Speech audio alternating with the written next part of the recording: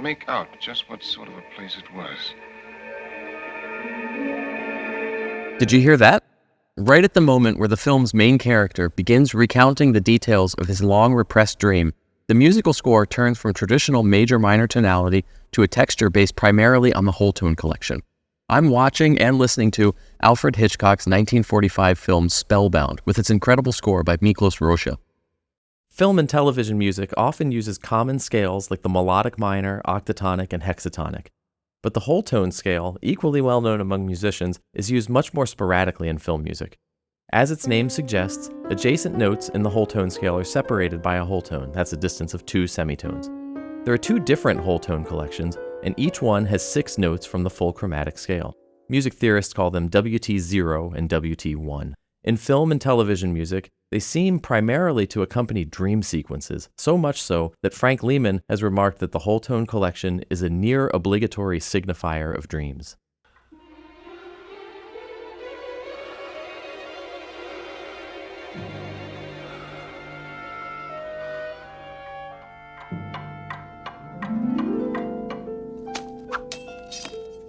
Oh dear. Scrooge slipped into the empty silence of a dreamless sleep. You know, a guy could break his tail falling out of this tree. You want to see what's going on, don't you? Yes. Look, there's Scrooge's window. Oh, yeah.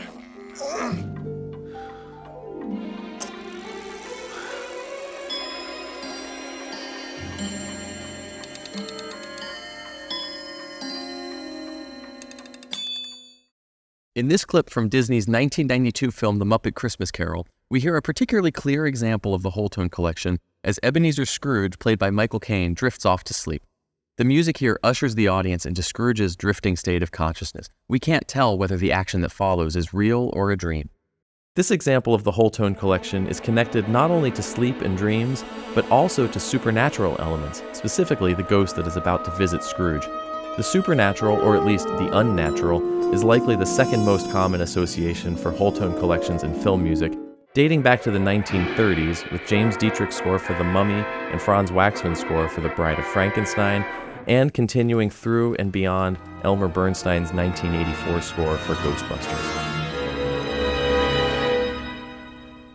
But whole tone collections and film scores also accompany moments of temporal dislocation. Temporal dislocation refers to at least 3 types of events. First, a moment where the film's narrative removes itself from present events, such as a flashback or a flash forward. These events are not dreams, but they exist in the liminal spaces between temporal states. Second, a moment where a character in the film experiences an event that challenges their understanding of past, present, and/or future. And third, a moment where the film seems to challenge the audience's understanding of past, present, and/or future. I refer to these as narrative dislocation, character dislocation, and audience dislocation, respectively.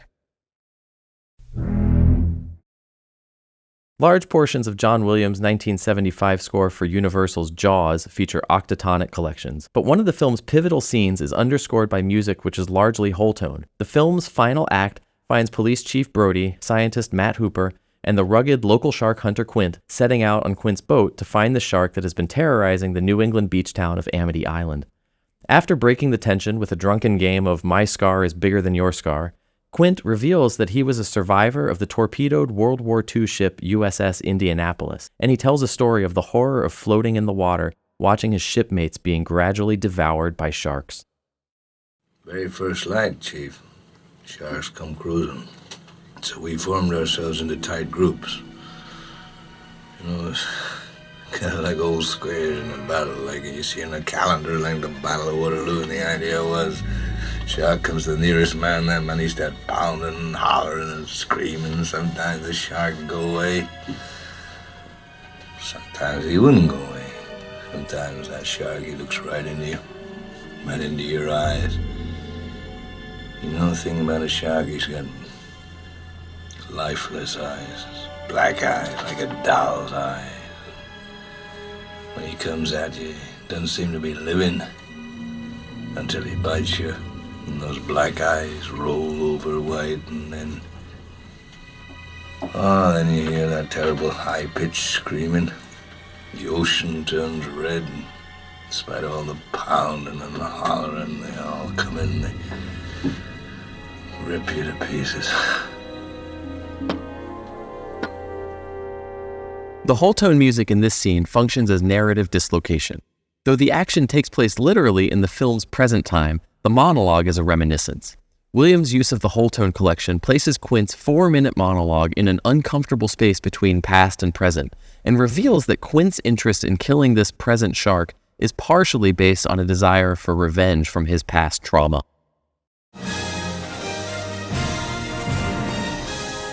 Most of Alan Silvestri's score for the 1989 film Back to the Future 2 is made up of adaptations and even literal copy and paste borrowings from his music from Back to the Future 1. This seems quite appropriate given that the film is, of course, a sequel, and that it features a number of scenes that parallel scenes from the first movie. As Tim Rodier has noted, Silvestri's score for Back to the Future 1 is primarily diatonic and octatonic. There is no notable whole tone music in Back to the Future 1. But Part 2 was composed with 2 cues that do involve clear whole tone passages. We'll look at one of these cues here. Silvestri's cue 27th Floor underscores one of the parallel scenes I just mentioned. Both Back to the Future 1 and 2 have scenes where Marty has arrived in an unexpected time, been knocked unconscious, and wakes up in a darkened room where his mother is watching over him. In the first movie, he is in 1955 and his mother is a teenager who has fallen in love with him. And in the second movie, he is in a version of 1985 that has been altered by his prior actions in the future that caused events in the past to change, making the present virtually unrecognizable. I think I got that right. Silvestri uses nearly the same music in both scenes, save for minor rhythmic and orchestrational differences. There's only one difference in pitch content. Silvestri begins the scene from Back to the Future 2 with 2 harps playing contrary motion whole tone glissandi.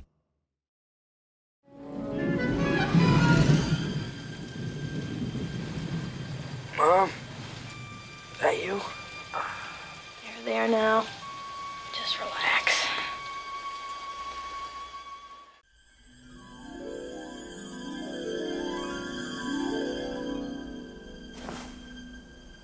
Mom? Mom, is that you? Just relax, Marty. You've been asleep for almost 2 hours. This cue recalls the typical whole tone as dream music trope. Marty is just waking up, so we could understand this music as suggesting that he might still be dreaming. But I suggest a more nuanced explanation is possible. Marty knows that he is awake and hopes that his previous experiences were dreams. In other words, he's momentarily existing in a liminal space between present and future, or actually present and altered present. While the addition of a simple whole tone glissando may seem inconsequential, I think that Silvestri is trying to make a subtle point about the character's mental state. Keeping in mind that this is the second time that Marty has woken up in an unfamiliar darkened room with an unfamiliar version of his mother, the addition of the whole tone glissando suggests that Marty might be more severely dislocated at this point in the film trilogy than he was the first time. This makes the scene an excellent example of character dislocation. This final example displays what I call audience dislocation, where it's not the film or the characters who are supposed to be temporarily dislocated, but the audience of the film. At the end of the opening title crawl for all 9 Star Wars films, the strong B-flat major tonality of John Williams' iconic main title music gives way to a succession of polychords, which finally lands on a whole tone chord, an A-flat augmented triad with an added G natural.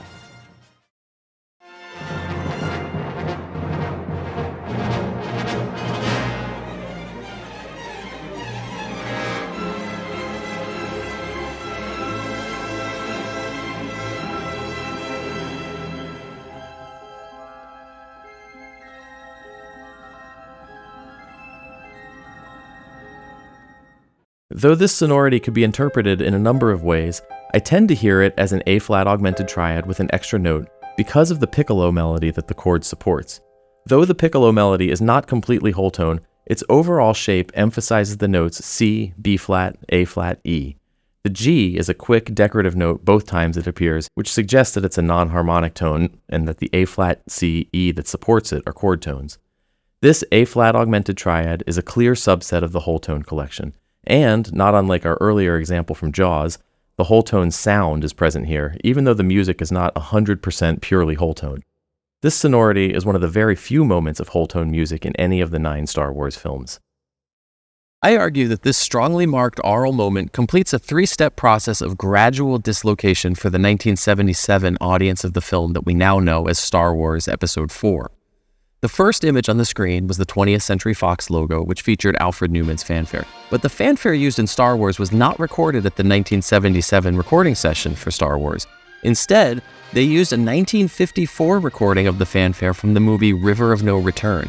By the late 70s, this fanfare had fallen out of favor with directors, so its inclusion at all was a bit of a throwback. So that, combined with the sound quality of the 23-year-old recording, might have been enough to place the viewer in Hollywood's golden age. Following this, Williams' Korngoldian main theme keeps the same golden age tonal language but uses then-modern recording technology to create an audibly different sonic world. And finally, the move to an augmented triad, which is highly suggestive of the Whole Tone Collection, combined with the screen showing only the darkness of space, signifies the moment when the viewer is truly transported to a long time ago in a galaxy far, far away. Whole Tone Collections could be used for other types of dislocation as well. Though I focus here on the "a long time ago" from Star Wars' famous opening, remember that we are also in a galaxy far, far away. The audience has been transported not only through time, but also through space. While I'll leave this direction open for future research, note that the transporter sound effect from Star Trek is consistently based on a Whole Tone Collection. This would involve spatial, not temporal dislocation. So why is the Whole Tone Collection less common than diatonic and octatonic collections in film and television music? Though there are any number of possible reasons for this, I think it's probably some combination of at least two things. First, the Whole Tone Collection contains no consonant major or minor triads, only augmented triads. And second, while traditional major-minor tonality is built on asymmetries that guide the ear to a tonal center, the Whole Tone Collection is built with a perfectly symmetrical structure which stubbornly refuses to be that guide.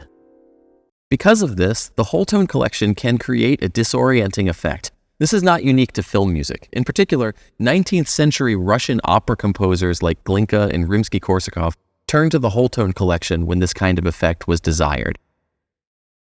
Though Whole Tone Collections may be most commonly associated with filmic depictions of dreams or dream states, their usage isn't limited to these situations. We can understand Whole Tone Collections as representing liminal spaces more generally. Dreams occupy the space between fantasy and reality, and Whole Tone Collections are also used to depict the spaces between past and present, present and future, here and there. These liminal spaces are applied to different aspects of a film. Sometimes the narrative of the film leaves its predominant temporal mode of storytelling. Sometimes the characters within the film find themselves dislocated from their sense of chronology, and sometimes the film's audience is temporally dislocated.